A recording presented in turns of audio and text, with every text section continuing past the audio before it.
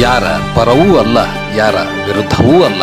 ಸಾಯಂಕಾಲ ಎಕ್ಸ್ಪ್ರೆಸ್, ಇದು ಜನಪರ. ಮುಖಂಡ ಅಂತ ರಾವರು ಮುಖ್ಯವರು ನ್ಯಾಯ ನಿರ್ಣಯ ಮಾಡಿದ್ರೆ ಅದನ್ನ ಒಂದಿಷ್ಟು ಸಾವಿರ ಗಮನಕ್ಕೆ ತರಬೇಸ್ತಾರೆ ಅಂತ ಕೇಳಬೇಕು. ಸರ್, ಇಲ್ಲಿವರೆಗೂ ನಮ್ಮ ಹೋರಾಟದ ಸ್ಥಳಕ್ಕೆ ಆಗಮಿಸಿ ರಾಜ್ಯ ಸರ್ಕಾರದಿಂದ ನಿನ್ನೆ ನಡೆದಂತಹ ಸಭೆಯ ಮುಂದುವರೆದ ಭಾಗವಾಗಿ ಯಾವ್ಯಾವ ಆದೇಶಗಳನ್ನ ತಾವೆಲ್ಲ ಪರಿಪಾಲಿಸಿ ಅಂತ ಹೇಳಿ ಒಂದು ಆದೇಶ ಪ್ರತಿಯನ್ನು ತೆಗೆದುಕೊಂಡು ಬಂದಿದ್ದಕ್ಕೆ ಮೊದಲನೇದಾಗಿ ತಮಗೂ ಕೂಡ ತುಂಬ ಧನ್ಯವಾದಗಳನ್ನು ಹೇಳ್ತಾ ಇದ್ದೀವಿ. ಸರ್, ಈಗ ಹಲವಾರು ಗೊಂದಲಗಳ ಮಧ್ಯೆ ನಿನ್ನೆ ದಿನ ನಾವು ಹೋರಾಟ ಯಾಕೆ ಮುಂದುವರಿಸಬೇಕಾಯ್ತಪ್ಪ ಅಂತಂದ್ರೆ ತಮಗೆಲ್ಲ ಗೊತ್ತಿರುವ ಹಾಗೆ ವಿಜಯಪುರ ಜಿಲ್ಲೆಯನ್ನ ಸಂಪೂರ್ಣವಾಗಿ ಕೈ ಬಿಡಲಾಗಿತ್ತು.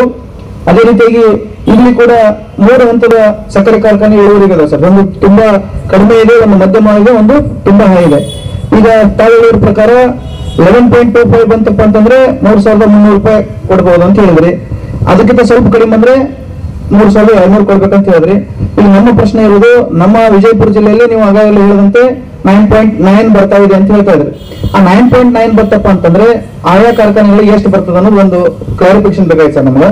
ಯಾಕಂತಂದ್ರೆ ನಮ್ಗೆ ಸ್ವಲ್ಪ ಗೊಂದಲ ಆಗಿತ್ತು. ಅದೇನು 2,700 ಲಾಸ್ಟ್ ಟೈಮ್ ಕೊಟ್ಟಿದ್ರು ಅವರು, ಅದನ್ನ ಮೇಲೆ ಹಾಕಿ ಕೊಡ್ತಿರೋ ಅಥವಾ ಏನು FRP ಕನ್ಕ್ಲೂಷನ್ ಮಾಡ್ಕೊಂಡು ಅಲ್ಲ, ಅವ್ರು ಆಕ್ಚುಲಿ FRP ಕ್ಯಾಲ್ಕುಲೇಟ್ ಮಾಡಿದ್ರೆ 2,400 ಚಿಲ್ಲರ್ ಆಗುತ್ತೆ ಸರ್. ಅವ್ರು ಹೆಚ್ಚುವರಿ ಹಾಕಿ ಕೊಟ್ಟಿದ್ರು ಅದನ್ನ. ಈಗ 2,700 2800 ಆಗ್ತದೆ. ಅದು ಯಾವ ರೀತಿ ಸ್ವಲ್ಪ ಅನ್ನೋದು ಕಡಿಮೆ ಮಾಡುವ ಹಾಗೆ ಇಲ್ಲ. ಅಂದ್ರೆ ನೀವು ಎಲ್ಲಾನು 3,000ಕ್ಕಿಂತ ಮೇಲೆ ಬರ್ಬೋದು ಎಲ್ಲವೂ ಸಹ. ಬಟ್ ಒಂದು 6 ಕಾರ್ಖಾನೆಗಳಿಗೆ 3,000ಕ್ಕಿಂತ ಮೇಲ್ಗಡೆ ಬರ್ತದೆ. ಇನ್ನೊಂದು 4 ಕಾರ್ಖಾನೆಗಳಿಗೆ 3,000ಕ್ಕಿಂತ ಸ್ವಲ್ಪ ಕಡಿಮೆ, ಸ್ವಲ್ಪ ಕಡಿಮೆ ಉಳಿದಂತೆ 10 ಪಾಯಿಂಟ್ ಏನಿದೆ ಅವಾಗೆಲ್ಲ ಆಲ್ಮೋಸ್ಟ್ 3,200ಕ್ಕಿಂತ ಜಾಸ್ತಿ ಬರ್ತದೆ. 2 ಕಾರ್ಖಾನೆಗಳಿಗೆ 3,000 ಕರೆಕ್ಟ್ ಬರ್ತದೆ. 6 ಕಾರ್ಖಾನೆಗಳಿಗೆ ಆಲ್ಮೋಸ್ಟ್ 3,000 ಸರ್ ಹೇಳಿದ ಪ್ರಕಾರ ಟೋಟಲಿ 10 ಸಕ್ಕರೆ ಕಾರ್ಖಾನೆಯಲ್ಲಿ 6 ಸಕ್ಕರೆ ಕಾರ್ಖಾನೆಗಳಿಗೆ ಸಂಬಂಧಪಟ್ಟಂತೆ 3,000ಕ್ಕಿಂತ ಹೆಚ್ಚು ಬರ್ತಾವ. ಇನ್ನು 4ಕ್ಕೆ ಏನದ ಒಂಚೂರು ಕಡಿಮೆ ಬರ್ತದ ಅಂತ ಹೇಳಕತ್ತಾರ. ಈಗ ಸರ್ ಅಧಿಕೃತವಾಗಿ ಸರ್ ನಮ್ಗೆ ಅಧಿಕೃತವಾಗಿ ನೀವು ನಮ್ಗೊಂದು ದಾಖಲಾತಿ ಕೊಟ್ರಂದ್ರೆ ನಮ್ಮ ಕಬ್ಬು ಕಳಿಸುವಂತ ರೈತರಿಗೂ ಕೂಡ ಒಂದಿಷ್ಟು ಅನುಕೂಲ ಆಗ್ತದ. ಒಟ್ಟಾರೆಯಾಗಿ ನಾವು ಇದನ್ನೇನಾದ್ರು ಈಗ ತಾನೇ ನಾವೆಲ್ಲ ಸಭೆ ಮಾಡಿದಾಗೆ ನಾವು ಯಾರು ಕೂಡ 3,300 ರೂಪಾಯಿ ಎಲ್ಲರಿಗೆ ಕೊಟ್ಟು ಬಿಡಿ ಅನ್ನೋದಿತ್ತು. ಅದ್ರ ಇಳುವರಿ ಪ್ರಕಾರ ನೀವೇನಾದ್ರು ಈ ರೀತಿ ಸ್ಟೆಪ್ ಬೈ ಸ್ಟೆಪ್ ಹೇಳುವಂತಾಗ ನಮ್ಗೆ ಎಷ್ಟು ಆಗ್ತದೆ ಅನ್ನೋದು ಕ್ಲಿಯರ್ ಕಟ್ ಆಗಿ ಹೇಳಿದ್ರೆ ಅನುಕೂಲ ಆಗ್ತದೆ. ಅದಕ್ಕೆ ಯಾವ ರೀತಿ ಒಂದಿಷ್ಟು ಅದನ್ನ ನಾಳೆ ಫುಡ್ DD ಅವ್ರು ಬಂದು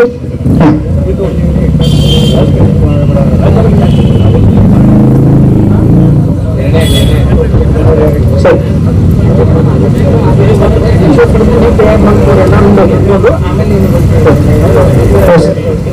ಸರ್ ಧನ್ಯವಾದಗಳು. ಈಗ ನಾಳೆ ದಿನ ನೀವು ಅದಕ್ಕೆ ಸಂಬಂಧಪಟ್ಟಂತ ಆಹಾರ ಇಲಾಖೆ DD ಇರ್ಬೋದು, ತಾವಿರ್ಬೋದು, ಆಮೇಲೆ ನಾವೊಂದಿಷ್ಟು 4 ಜನ ಪ್ರಮುಖ ರೈತ ಮುಖಂಡರ ಸಮ್ಮುಖದಲ್ಲಿ ಯಾವ್ಯಾವ ಕಾರ್ಖಾನೆಗೆ ಯಾವ್ಯಾವ ದರ ನೀವು ನಿಗದಿಪಡಿಸ್ತೀರಿ ಅನ್ನೋದು ನಮಗೆ ಕ್ಲಾರಿಫಿಕೇಶನ್ ಆಗಬೇಕು. ಅದು ಒಂದು ಕೊಡ್ರಿ. ಇನ್ನು 2ನೇದು ಇಳುವರಿಗೆ ಸಂಬಂಧಪಟ್ಟಂಗೆ ನಮಗೆ ಬಹಳ ಗೊಂದಲ ಐತಿ. ಅದನ್ನ ಪ್ರತಿ ಸತಿ ಅಧಿಕಾರಿಗಳು ಸರಿಯಾಗಿ ಮಾಡಿಲ್ಲ ಅನ್ನೋದು ಕೂಡ ಆರೋಪ ಐತಿ. ಅದಕ್ಕೆ ದಯವಿಟ್ಟು ಈಗಾಗಲೇ ಒಂದು ಸಮಿತಿಯನ್ನು ರಚನೆ ಮಾಡಿದಿರಿ.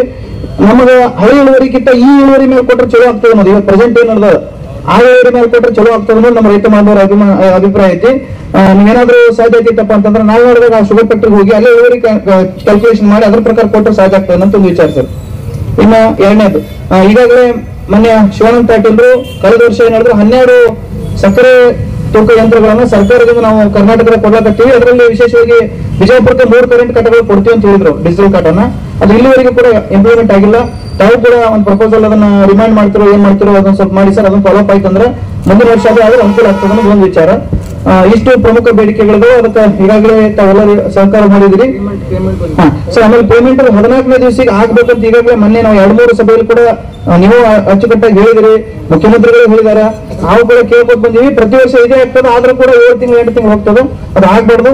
14ನೇ ದಿವಸ ಮುಗಿತಂದ್ರೆ 15ನೇ ದಿವಸಕ್ಕೆ ಪೇಮೆಂಟ್ ಆಗ್ಬೇಕು. ಇಲ್ಲಾಂದ್ರೆ ಅದಕ್ಕೆ ನೇರ ಹೊಣೆಗಾರು ನೀವೇ ಅದ್ರ ಜವಾಬ್ದಾರಿ ತಗೋಬೇಕು. 15% ಬಡ್ಡಿ ಹಾಕಿ ಕೊಡ್ಬೇಕು ನಮ್ಗೆ ವಾರ್ಷಿಕವಾಗಿ ಸರ್. ಎಷ್ಟು ಪ್ರಮುಖವಾದಂಥದ್ದು. ಈಗ ಮುಂದುವರೆದ ಭಾಗವನ್ನ ನಮ್ಮ ರಾಹುಲ್ ಗುಪ್ಕಡ್ ಅವರು ಮಾತಾಡ್ತಾರೆ.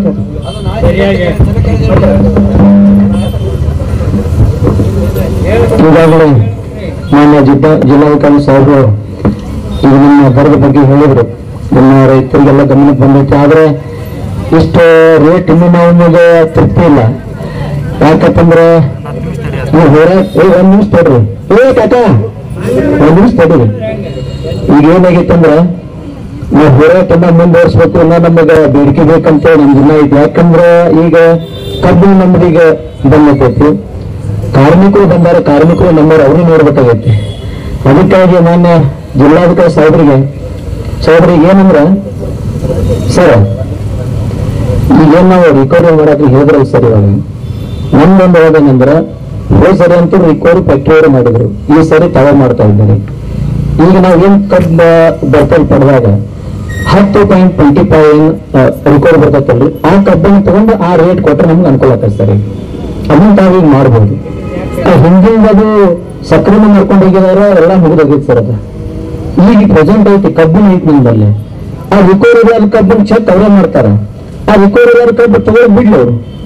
ಈಗ ರಿಕವರಿ ಇಲ್ಲಾರ್ತಕ್ಕಂಥ ಕಬ್ಬನ್ನ ತಗೊಂಡ್ ಹೋಗ್ತಾರ, ರಿಕವರಿ ಇದ್ದಂದು ಕಬ್ಬು ತಗೊಂಡ್ ಹೋಗ್ತಾರ. ಆ ರಿಕವರಿ ಬೆಳೆಸಿರ್ತಕ್ಕಂಥ ರೈತರು ಎಣ್ಣೆ ಹಾಕ್ತಾರೆ ಸರ್. ಅಲ್ಲಿ ಈಗ ತಮ್ಮ ಮಾಡಕ್ ಸಾಧ್ಯ ಐತೆ ಸರ್. ಈಗ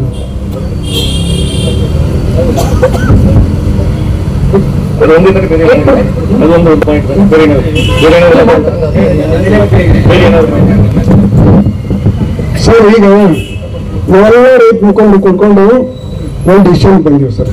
ಏನಂದ್ರೆ, ಈಗ ರಿಕವರಿಗೆ ಹೇಳಿದ್ದು ಹೋದ ವರ್ಷದ್ದು, ಆ ರಿಕವರಿ ಬರುತ್ತೆ, ಆ ಕಬ್ಬು ಹೋದ ವರ್ಷದ್ದು.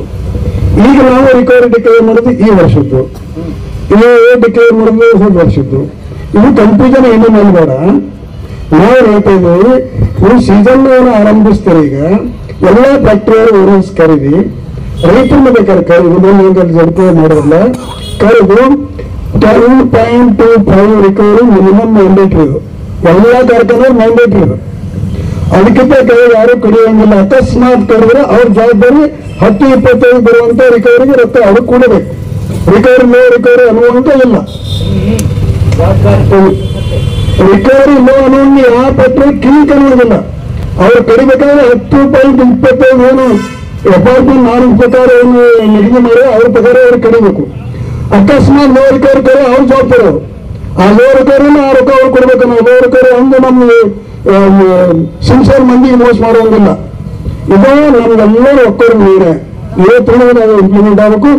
ತಾವುಗಳು ಮುತುವರ್ಜಿ ವಹಿಸಿ ಇದೊಂದು ಬಯಬೇಕು. ನಮ್ಗೆ ಜಡ್ಪಿ ಒಳಗೆ ಏನು ಸಭೆ ಕರೆದಿರಲ್ಲ, ಅರ್ಜೆಂಟ್ ಕರೆದು ಒಂದಿಟ್ಟು ಮುಖಂಡರು ಚರ್ಚೆ ಮಾಡಿ ಹಾಕ್ಬಿಟ್ರಪ್ಪ ಅಂದ್ರೆ ಮುಂದಿನ ಅದೆಲ್ಲ ಒಂದಿಟ್ಟು. ಎರಡನೇದು ಏನಪ್ಪ ಅಂದ್ರೆ, ಟ್ರಾನ್ಸ್ಫಾರ್ಮರ್ ಟ್ರೈಪ್ ಎಲ್ಲ ಅವರೆಲ್ಲ ಹೇಳಿದಾರೆ ಮುಂದಾಗದ. ನಮಗೆ ಮುಖ್ಯವಾಗಿ ಬೇಕಾದ್ದು ರೆವೆನ್ಯೂ ಶೇರಿಂಗ್ ಫಾರ್ಮುಲಾ. ನಾವು ಡಿವಿಷನ್ದಾಗ ಇಟ್ಟಿರೋದಕ್ಕೆ ರೆವೆನ್ಯೂ ಶೇರಿಂಗ್ ಫಾರ್ಮುಲಾ ಪ್ರಕಾರ 70-30 ಇದೆ. 70-30ರವರೆಗೆ ಯಾವುದೇ ಕಾರಣ ಕಳಿಬಹುದು. ಅದನ್ನ ಈ ಮ್ಯಾಂಡೇಟರಿ ಇವರು ಒಪ್ಪಂಗಿಲ್ಲ. ಅದಕ್ಕೆ FRP ನಾಮ್ಸ್ಗಳಿಗೆ ಕೂಡಿಸುವಂತ ಒಂದು ಡ್ರಾಫ್ಟ್ ರೆಡಿ ಮಾಡಿ ಡೆಲ್ಲಿಗೆ ಕಳಿಸ್ಬೇಕು. ನಮ್ಮೆಲ್ಲ ನಿರ್ಣಯ ಇದೆ ಸರ್. ಧನ್ಯವಾದ. ಈಗ ಈ ರಿಕವರಿ ರೇಟ್ ಬಗ್ಗೆ ಸರ್ಕಾರದಲ್ಲಿ ಏನು ಪಾಲಿಸಿ ಇದೆಯಲ್ಲ, ಅದು ಲೋಡ್ ವೈಸ್ ಮಾಡಬೇಕು, ಫ್ಯಾಕ್ಟ್ರಿ ವೈಸ್ ಮಾಡಬಾರದು ಅನ್ನುವಂಥ ತಮ್ಮ ಬೇಡಿಕೆ ಇದೆ. ಇನ್ ಎಸೆನ್ಸ್ ಅಂತ ಹೇಳಿದ್ರೆ, ಈಗ ರಿಕವರಿ ರೇಟ್ ಒಂದು ಫ್ಯಾಕ್ಟ್ರಿಗೆ ಫಿಕ್ಸ್ ಆಗಿರುತ್ತದೆ. ಹೇಗೆ ಫಿಕ್ಸ್ ಆಗಿರುತ್ತದೆ? ಹಿಂದಿನ ವರ್ಷ ಆ ಫ್ಯಾಕ್ಟ್ರಿಯಲ್ಲಿ ಎಷ್ಟು ಸಕ್ಕರೆ ಉತ್ಪಾದನೆ ಆಗಿದೆ, ಎಷ್ಟು ಟನ್ನು ಕಬ್ಬು ಕ್ರಶ್ ಆಗಿದೆ, ಇವೆರಡೇ ಪ್ಯಾರಾಮೀಟರ್ ಇರೋದು. ಎಷ್ಟು ಸಕ್ಕರೆ ಉತ್ಪಾದನೆ ಆಗಿದೆ ಡಿವೈಡೆಡ್ ಬೈ ಎಷ್ಟು ಟನ್ ಕಬ್ಬು ಕ್ರಶ್ ಆಗಿದೆ ಇಂಟು 100 ಅಷ್ಟೇ ರಿಕವರಿ ರೇಟ್. ಆ ರಿಕವರಿ ರೇಟು ಇಡೀ ಕಾರ್ಖಾನೆಗೆ ಒಂದು ರೇಟು. ಶುಗರ್ ಪಾಲಿಸಿನಲ್ಲಿ ಇರುವಂಥದ್ದು ಕಾರ್ಖಾನೆಗೆ ಒಂದು ರಿಕವರಿ ರೇಟು. ರೈತವಾರು, ಹೊಳೆವಾರು ಅಥವಾ ಲೋಡ್ ವಾರು ರಿಕವರಿ ರೇಟ್ ಮಾಡುವಂಥದ್ದು ಈಗ ಶುಗರ್ ಪಾಲಿಸಿನಲ್ಲಿ ಅವ್ರು ಟೆಸ್ಟ್ ಮಾಡ್ಕೊಳ್ತಾರೆ. ಆದರೆ ರಿಕವರಿ ರೇಟ್ ಶುಗರ್ ಪಾಲಿಸಿ ಪ್ರಕಾರ FRP ಕೇಂದ್ರ ಸರ್ಕಾರದ ಫಿಕ್ಸ್ ಆಗ್ತಾ ಬರುವಂತದ್ದು ಆದೇಶದಲ್ಲಿ, FRP ಆದೇಶದಲ್ಲಿ ತಾವೆಲ್ಲರೂ ಕೂಡ ನೋಡಿರಬಹುದು. ಒಂದು ಫ್ಯಾಕ್ಟ್ರಿಗೆ ಇಷ್ಟು FRP ಇಷ್ಟು ರಿಕವರಿ ರೇಟ್ ಅಂತ ಫಿಕ್ಸ್ ಆಗ್ತದೆ. ಆ ರಿಕವರಿ ರೇಟ್ಗೆ ಎಷ್ಟು FRP ಅಂತ ಫಿಕ್ಸ್ ಆಗುವಂತದ್ದು ಇರ್ತದೆ.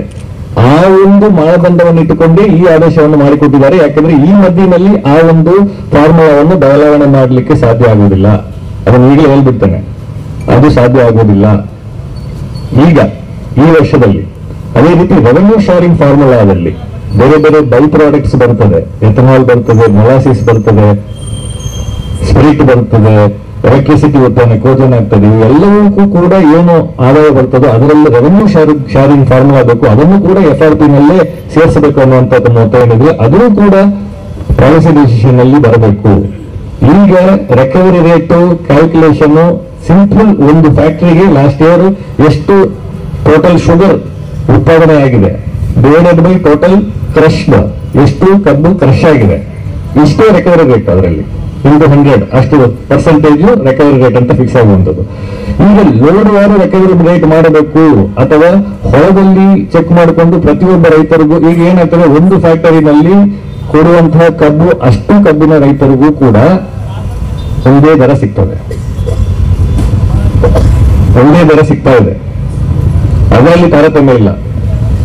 ಒಂದು ಫ್ಯಾಕ್ಟರಿಗೆ 10.25 10.25% ರಿಕವರಿ ರೇಟ್ ಅಂತ ಹೇಳಿದ್ರೆ ಆ ಫ್ಯಾಕ್ಟರಿಗೆ ಕಬ್ಬು ಕೊಡುವಂತ ಪ್ರತಿಯೊಂದು ರೈತರಿಗೂ ಆ FRP ಆ 10.25 ಏನಿದೆ ಅದು ಅಷ್ಟೇ ಸಿಗ್ತಾ ಇದೆ. ತಾವು ಈಗ ಪ್ರಸ್ತಾಪ ಮಾಡಿರುವಂತದ್ದು ಈಗ ಏನು ಪ್ರಸ್ತಾಪ ಮಾಡ್ತಾ ಇದ್ದೀರಲ್ಲ ಅದು ರೈತರು ಯಾರು FRP ರೇಟ್ ಫಿಕ್ಸ್ ಮಾಡಬೇಕನ್ನುವಂತ ತಮ್ಮದು ಒತ್ತಾಯ ಇದೆ. ಅಂದ್ರೆ ಒಂದು ಕಾರ್ಖಾನೆಗೆ ಒಂದು 10 ರೈತರು ಕಬ್ಬನ್ನು ಕೊಟ್ರೆ ಪ್ರತಿಯೊಬ್ಬ ರೈತರಿಗೂ ಬೇರೆ ಬೇರೆ ವಿಭಿನ್ನವಾದಂತಹ ಒಂದು ಅಮೌಂಟ್ ಬರುವ ಹಾಗೆ ಒಂದು ಸಿಸ್ಟಮ್ ಅನ್ನು ತಾವು ಕೇಳ್ತಾ ಇದ್ದೀರಾ? ಹೇಳ್ತೇನೆ ಇನ್ ಎಫೆಕ್ಟ್ ಏನಾಗುತ್ತೆ ಹೇಳಿ ನೋಡ್ರಿ, ಸಾವಿರ ಏನ್ ತಗೊಂಡ ಇಂಡಿವಿಜುವಲ್ ನಾವು ರಿಕವರಿ ಕೇಳ್ತಾ ಇಲ್ಲ, ಇಂಡಿವಿಜುವಲ್ ಅಮೌಂಟ್ ಕೇಳ್ತಾ ಇಲ್ಲ. ಇವರು ನಮ್ಮ ಬಿಜಾಪುರದಲ್ಲಿ 10 ಕಾರ್ಖಾನೆ ಇದ್ರೆ 3-4 ಕಾರ್ಖಾನೆ ಹೈಯೆಸ್ಟ್ ಅಲ್ಲಿದೆ, 2-3 ಕಾರ್ಖಾನೆ ಮಿಡಿಯಂದಲ್ಲಿದೆ, 4-5 ಕಾರ್ಖಾನೆ ಲೋದಾಗಿದೆ. ಇದು ರೈತರಿಗೆ ತೊಂದರೆ ಮಾಡೋದು ಬೇಡ. ಆ ಲೋ ರಿಕವರಿ ಕಡಿಬಾರ್ದು ಮಂಡೇಟರಿ ಆಗ್ಬೇಕು. ಅವರಿಗೆ 10.25 ಕಡಿಬೇಕು. ಕ್ಯಾಲ್ಕುಲೇಷನ್ ಟೋಟಲ್ ಆಗಿ ಮಾಡಲಿ, ಏನ್ ತೊಂದರೆ ಟೋಟಲ್ ಆಗಿ ಕೊಡಿ, ಅವ್ರಿಗೇನು ಅದಕ್ಕೆ ಡಿಸ್ಟರ್ಬ್ ಮಾಡಂಗಿಲ್ಲ ನಾವು. ಅವರು ಅವರಿಗೆ ಆಗ್ಬೇಕು. ಇದು ಮಾಡಿದ್ರೆ ಆ ರೈತರು ಯಾವ ಲೋ ರಿಕವರಿ ರೈತರು ಕಬ್ಬು ಅವ್ರು ಕೊಡಲ್ಲ. ಅಕಸ್ಮಾತ್ ಕಡುವ ತಪ್ಪಿಗಳನ್ನ ಅನುಭವ ಶಿಕ್ಷೆ ಅನಿಸ್ಬೇಕಾಗ್ತವೆ ಪೆಟ್ಟು. ಇದು ನಾವೆಲ್ಲ ಕೂಡ ನಿರ್ಣಯ ಮಾಡಿದ್ವಿ ಸರ್. ಇದೇನು ಭಾಳ ಚರ್ಚೆ ಮಾಡೋಂಥ ವಿಷಯ ಬರೀ ರಿಕವರಿ ಕನ್ಫ್ಯೂಸ್ ಆಗಬೇಡ್ರಿ. ಏನಿಲ್ಲ ಸರ್, ಭಾಳ ಸಿಂಪಲ್ ಅದ. ಫ್ಯಾಕ್ಟ್ರಿದವ್ರಿಗೆ ಹೇಳ್ಬೇಡ್ರಿ 10ರಿಂದ 11 ತಿಂಗಳ ನಂತರ ಕಬ್ಬು ಕಳ್ಸ ಅಂತ ಹೇಳ್ಬೇಡ್ರಿ. ಸಿಂಪಲ್ ಅದ್ ಹೇಳ್ರಿ, ಭಾಳ ಕನ್ಫ್ಯೂಸ್ ಮಾಡಿ ಇಷ್ಟ ಕ್ಲಿಯರ್ ಹೇಳ್ಬಿಡ್ರಿ ಅವ್ರಿಗೆ. ತಾನೇ ಭಾಳ ರಿಕವರಿ ನೀವು ಹೋಗ್ಬೇಡ್ರಿ. ಎಷ್ಟೇ ನೋಡಿ ಸರ್ ಮೆನ್ಷನ್ ಕಬ್ಬು ಬೇಕಾದ್ರೆ ಈ ಪ್ರಾಬ್ಲಮ್ ತನ್ನ ಪಾಟಿಗೆ ಸಾಲ್ವ್ ಆಗ್ತದೆ, ಆಟೋಮೆಟಿಕ್ ರಿಕವರಿ ಬರ್ತದೆ. ಅದಕ್ಕೆ ಪೂರಕವಾಗಿ ಸೀನಿಯಾರಿಟಿ ಪ್ರಕಾರ ಯಾವಾಗ ಕಬ್ಬು ಅಲ್ಲಿ ಬೆಲೆ ಬಿದ್ದಿದಾರ ಆ ಡೇಟ್ ಅನ್ನು ಸೆರೆ ಹಿಡಿದು ಒಂದು ಆಪ್ ನಲ್ಲಿ ಬರುವ ಹಾಗೆ ಒಂದು ಸಿಸ್ಟಮ್, ಅದು ಕೂಡ ನಮ್ಮ ಮೀಟಿಂಗ್ ನಲ್ಲಿ ರೈತ ಮುಖಂಡರ ಜೊತೆಗೆ ಒಂದು ಮೀಟಿಂಗ್ ಚರ್ಚೆ ಆಗಿದೆ. ಅದನ್ನು ಮಾಡಿದ್ರೆ ಈ ಪರಿಹಾರ ಒಂದು ಶಾಶ್ವತ ಪರಿಹಾರ ಆಗ್ತದೆ. ಆಕ್ಚುಯಲ್ ಕ್ಯಾಲ್ಕುಲೇಷನ್ ನಿಮಗೆ ಪಕ್ಕ ಆಗ್ತದೆ. ಈ ಮೆಚೂರ್ ಕಬ್ಬು ನಮ್ಮ ಕಾರ್ಖಾನೆಗಳಿಗೆ ಬರ್ಲಿಕ್ಕೆ ಸ್ಟಾರ್ಟ್ ಆದ್ರೆ ಕೊನೆ ಮೊಮೆಂಟಲ್ಲಿ ಸೀಸನ್ ಮುಗಿದೊಳಗಡೆ ಈಗ ಜೂಲೈ ಹಾಕಿರ್ತಾರೆ, ಅವೆಲ್ಲವೂ ಕೂಡ ಈ 6 ತಿಂಗಳು 7 ತಿಂಗಳ ಕಬ್ಬನ್ನು ಕಳಿಸಿಬಿಟ್ರೆ ಒಟ್ಟಾರೆಯಾಗಿ ಆವರೇಜ್ ಕಡಿಮೆ ಆಗಿಬಿಡ್ತದೆ, ಅಲ್ಲಿ ರಿಕವರಿ ಬರಂಗಿಲ್ಲ ಅಂತ ಹೇಳಿ. ಸೊ ಅದಕ್ಕೆ ಸೀನಿಯಾರಿಟಿ ಪ್ರಕಾರ ಏನು ಮಾಡ್ಬೇಕಂತ ಹೇಳಿದ್ರಲ್ಲ ಅದಕ್ಕೂ ಅದನ್ನ ಮಾಡ್ಬೇಕು. ಈಗ ಸರ್ಕಾರದಿಂದ ತಾವೆಲ್ಲ ಏನು ಹೇಳಿದಿರಲ್ಲ ಒಂದು ಆಪ್ ರೆಡಿ ಮಾಡಿ ಅದನ್ನು ಸೀನಿಯಾರಿಟಿಯನ್ನು ಜ್ಯೇಷ್ಠತೆಯನ್ನು ಅದರ ಮೇಲ್ಗಡೆ ಅದನ್ನು ಕಾರ್ಖಾನೆಯವರಿಗೂ ಕೂಡ ಕೊಟ್ಟು HMD ಟೀಮ್ ಅವರಿಗೆ ಅದರ ಒಂದು ಸೀನಿಯಾರಿಟಿ ಪ್ರಕಾರ ಮಾಡ್ಕೊಂಡು ಬನ್ನಿ ಅಂತ ಸಿಸ್ಟಮ್ ಅನ್ನು ಕ್ರಿಯೇಟ್ ಮಾಡಬೇಕು. ಇದೆಲ್ಲ ಲಾಂಗ್ ಟರ್ಮ್ ಸೊಲ್ಯೂಷನ್ಸ್. ತಾವೆಲ್ಲ ಈ ಇಶ್ಯೂ ಎಲ್ಲ ಹೇಳ್ತಾ ಇದ್ದೀರಲ್ಲ ಇದೆಲ್ಲ ಲಾಂಗ್ ಟರ್ಮ್ ಸೊಲ್ಯೂಷನ್ಸ್. ಅದಕ್ಕೂ ಕೂಡ ಈಗ ತಾವು ಏನೇನು ಹೇಳಿದ್ರೆ ಅದನ್ನಷ್ಟು ಕೂಡ ನಾನು ಅರ್ಥ ಮಾಡಿಕೊಂಡು ನನಗೂ ಕೂಡ ಮನವರಿಕೆ ಆಗಿದೆ ಅನ್ನೋದನ್ನು ಈ ಸಂದರ್ಭದಲ್ಲಿ ನಾನು ಹೇಳ್ತೇನೆ. ಸರ್ ಅದು ಲಾಂಗ್ ಟರ್ಮ್ ಪ್ರೋಸೆಸ್ ಇಲ್ಲ ಸರ್. ದಯವಿಟ್ಟು ನಮ್ದೆಲ್ಲ ರೆಕಮೆಂಡೇಶನ್ ನಮ್ದೆಲ್ಲ ನಿರ್ಣಯ ಒಂದೇ ಸರ್. ಫ್ಯಾಕ್ಟ್ರಿ ಅವ್ರಿಗೆ ಇನ್ನೊಮ್ಮೆ ಕರೆದು ನಮ್ಮ ರೈತ ಸಮ್ಮುಖದಾಗ ಫ್ಯಾಕ್ಟ್ರಿ ಅವರಿಗೆ ತಾವು ಓವಲ್ ಆಗಿ ವಾರ್ನ್ ಮಾಡ್ರಿ, ದಯವಿಟ್ಟು ಮ್ಯಾಚೂರ್ಡ್ ಆಗಿ ತಪ್ಪನ್ನ ಕಡಿಮೆ ಅಂತ ಇನ್ಫಾರ್ಮೇಶನ್ ಕೊಡ್ತೀನಿ. ಈಗ 4 ಸಭೆ 5 ಸಭೆ 6 ಸಭೆಗಳು ಮಾಡ್ಕೊಂಡು ಒಂದು ಸಿಸ್ಟಮ್ ಕ್ರಿಯೇಟ್ ಮಾಡಬೇಕಾಗಿರೋದು ಎರಡನೇ ವಿಚಾರ. ಸಿಸ್ಟಮ್ ಯಾರು ಕ್ರಿಯೇಟ್ ಮಾಡಬೇಕು? ನಾವೇ ಕ್ರಿಯೇಟ್ ಮಾಡಬೇಕು. ಈಗ ತಾವು ಸಜೆಷನ್ಸ್ ಕೊಟ್ಟಿದ್ದೀರಾ, ವೇಟ್ ಚೆಕ್ ಮಾಡ್ಲಿಕ್ಕೆ ಒಂದು ಸಿಸ್ಟಮ್ ಆಗ್ಬೇಕು ಸರ್ ಅಂತ ಹೇಳಿದ್ದೀರಾ, ಒಂದು ಕಮಿಟಿ ಆಗ್ಬೇಕು, ಮತ್ತೆ ಅವರು ಇನ್ಸ್ಪೆಕ್ಷನ್ ಮಾಡ್ಲಿಕ್ಕೆ ರಿಕವರಿ ಇನ್ಸ್ಪೆಕ್ಷನ್ ಮಾಡ್ಲಿಕ್ಕೆ ಒಂದು ಅವಕಾಶ ಆಗ್ಬೇಕು. ಈ ಸಜೆಷನ್ಸ್ ಎಲ್ಲ ತಾವು ಏನ್ ಕೊಟ್ಟಿದ್ರೆ ಅದನ್ನು ನಾವು ಅಳವಡಿಸ್ಕೊಂಡಿದ್ದೇವೆ. ಮತ್ತೆ ಸರ್ಕಾರ ವತಿಯಿಂದಲೇ ವೆಯ್ಯಿಂಗ್ ಯೂಸ್ ಮಾಡಬೇಕನ್ನುವಂತ ಒಂದು ಬೇಡಿಕೆ ಇದೆ, ಅದಕ್ಕೆ ನಾವು ಪ್ರಯತ್ನ ಮಾಡಬೇಕು ಮತ್ತೆ ಹೇಳಿದ್ದಾರೆ. ಸೊ ಇದು ಎಲ್ಲವೂ ಕೂಡ ಈ ಎಂಟೈರ್ ವಿಚಾರಗಳಲ್ಲಿ ಬದಲಾವಣೆ ಬರುವಂತದ್ದು. ಈಗ ಆಸ್ ಆಫ್ ನಾವು ಈಗ ಎಲ್ಲ ಮೀಟಿಂಗ್ ಅಲ್ಲಿ ಇನ್ನು 1-2 ದಿವಸ ಅಂತ ಹೇಳಿ ಆ ಮಟ್ಟಕ್ಕೆ ಒಂದು ನಿಂತಿರುವಂತಹ ಸಂದರ್ಭದಲ್ಲಿ ಈ 10 ದಿವಸ ತಮ್ಮ ಎಲ್ಲರೂ ಹೋರಾಟ ಒಂದು ಹಿನ್ನೆಲೆಯಲ್ಲಿ ರಾಜ್ಯ ಸರ್ಕಾರ ಮನವರಿಕೆಯಾಗಿ ಸ್ಪಂದಿಸಿ ಒಂದು ಆದೇಶವನ್ನು ಹೊರಡಿಸಿ ಪ್ರತಿಯೊಂದು ಕಾರ್ಖಾನೆಗೂ ಕೂಡ 100 ರೂಪಾಯಿಯನ್ನು ಹೆಚ್ಚಿಸಿ ಕೊಡುವಂತಹ ಒಂದು ಸರ್ಕಾರ ಆದೇಶ ಹೊರಡಿಸಿರುವಂತಹ ಹಿನ್ನೆಲೆಯಲ್ಲಿ ತಮ್ಮೆಲ್ಲರೆಲ್ಲಂದರೂ ನಾನು ವಿನಂತಿ ಮಾಡಿಕೊಂಡಿರುವುದು ಏನಂತ ಹೇಳಿದ್ರೆ, ಈ ಏನು ಚಳವಳಿ ಮತ್ತೆ ಹೋರಾಟ ನಡೀತಾ ಇದೆಯಲ್ಲ ಇದನ್ನು ಈಗ ಸದ್ಯ ಮಟ್ಟಕ್ಕೆ ನೀವು ಕೈ ಬಿಟ್ಟು ಸದ್ಯ ಮಟ್ಟಿಗೆ ನಿಲ್ಬೋದು. ಯಾವಾಗಲೂ ನಾವು ಎಲ್ಲರೂ ಇಲ್ಲಿ ಇರ್ತೀವಿ, ಯಾರೆಲ್ಲೂ ಹೋಗಲ್ಲ. ಈಗ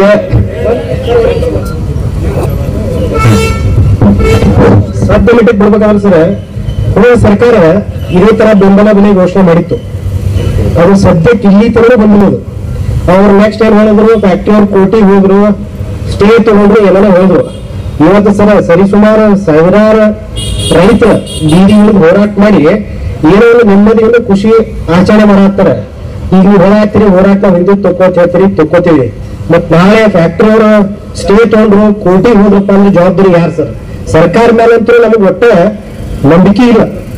ಅಧಿಕಾರಿಗಳು ನೀವು ಇರ್ತೀರಿ, ನಿಮಗೆ ಸಿಗ್ತೀರಿ, ನಿಮ್ಗೆ ಹಿಡಿಬೋದು. ಅವ್ರು ಹೋದ್ರಪ್ಪ ಅಂದ್ರೆ ಇನ್ನೊಂದು 2 ವರ್ಷ ಹೋಗ್ಬಿಡ್ತಾರ. ಅವರು 50 ರೂಪಾಯಿ ಘೋಷಣೆ ಮಾಡಿ ಇಲ್ಲಿ ತರ ಕೊಟ್ಟಿಲ್ಲ.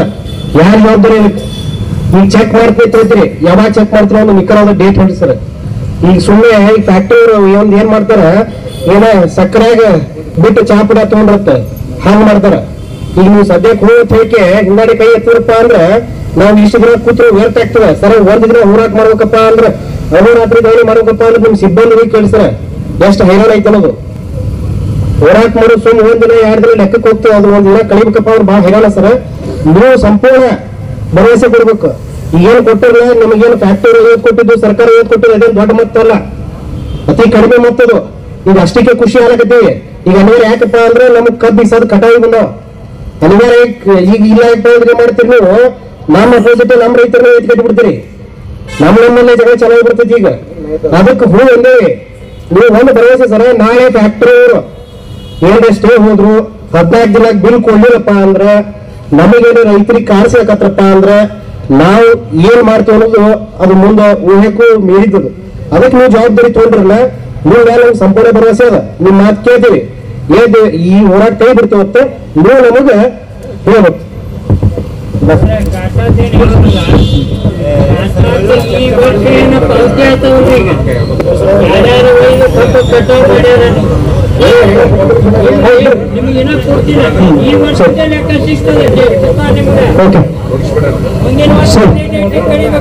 ಆಯ್ತು, ಈಗಾಗಲೇ ಪದೇ ಅದೇ ಹೇಳುವ ಅವಶ್ಯಕತೆ ಇಲ್ಲ. ಈಗಾಗಲೇ ಮಾನ್ಯ ಜಿಲ್ಲಾಧಿಕಾರಿಗಳ ವಿಜಯಪುರ ಜಿಲ್ಲೆಗೆ ಸಂಬಂಧಪಟ್ಟಂತೆ ಹತ್ತು ಸರ್ಕಾರಿ ಕಾರ್ಯಕ್ರಮ ಮಾಲೀಕರ ಜೊತೆ ಈಗಾಗಲೇ ನಾಳೆ ಅಥವಾ ನಾಳಿದ್ದು ಸಭೆ ಮಾಡಿ ಒಬ್ಬರಿಗೆ ಯಾವ ಕಾರ್ಖಾನೆಗೆ ಎಷ್ಟೆಷ್ಟು ರೇಟ್ ಅನ್ನೋದು ಅಧಿಕೃತವಾಗಿ ಅನೌನ್ಸ್ ಮಾಡಿ ನಮ್ಮ ಕೊಟ್ಟರಪ್ಪ ಅಂತಂದ್ರೆ ನಮ್ಮ ರೈತ ಬಾಂಧವರಿಗೆ ಅನುಕೂಲ ಆಗ್ತದೆ.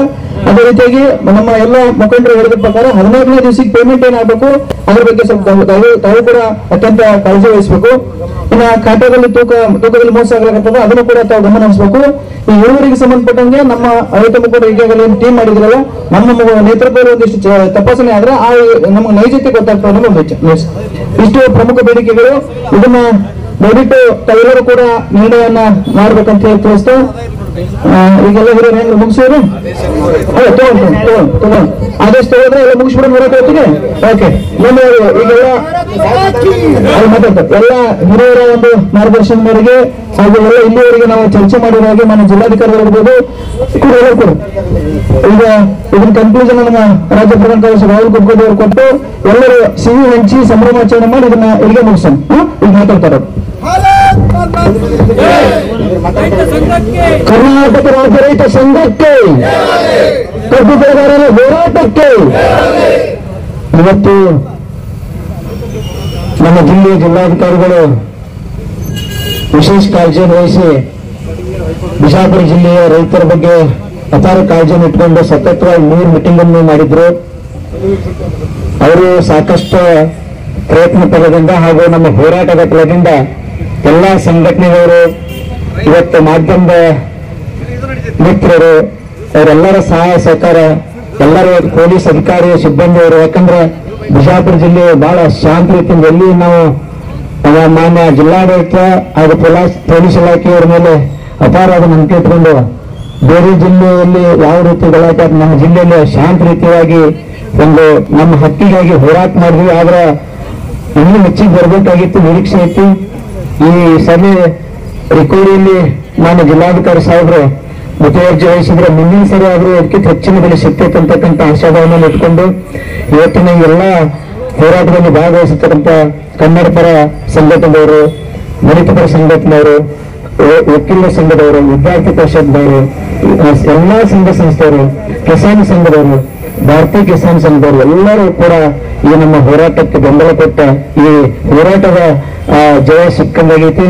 ಅದಕ್ಕಾಗಿ ನಾನು ಜಿಲ್ಲಾಧಿಕಾರಿಗಳಿಗೆ ಹಾಗೂ ಪೊಲೀಸ್ ಇಲಾಖೆ ಅಧಿಕಾರಿಗಳಿಗೆ ಹಾಗೂ ಮಾಧ್ಯಮದ ಮಿತ್ರರಿಗೆ ಎಲ್ಲರಿಗೂ ಕೂಡ ಧನ್ಯವಾದ ಹೇಳಿ, ಇವತ್ತು ಒಂದು ಸಿಹಿ ಹಂಚುವ ಮುಖಾಂತರ ಆದೇಶ ಪತ್ರಿಕೆಯನ್ನ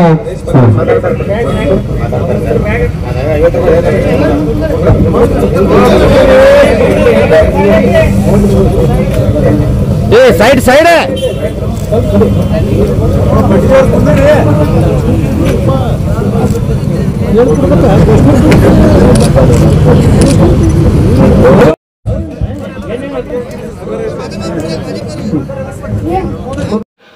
ಯಾರ ಪರವೂ ಅಲ್ಲ, ಯಾರ ವಿರುದ್ಧವೂ ಅಲ್ಲ. ಸಾಯಂಕಾಲ ಎಕ್ಸ್ಪ್ರೆಸ್, ಇದು ಜನಪರ.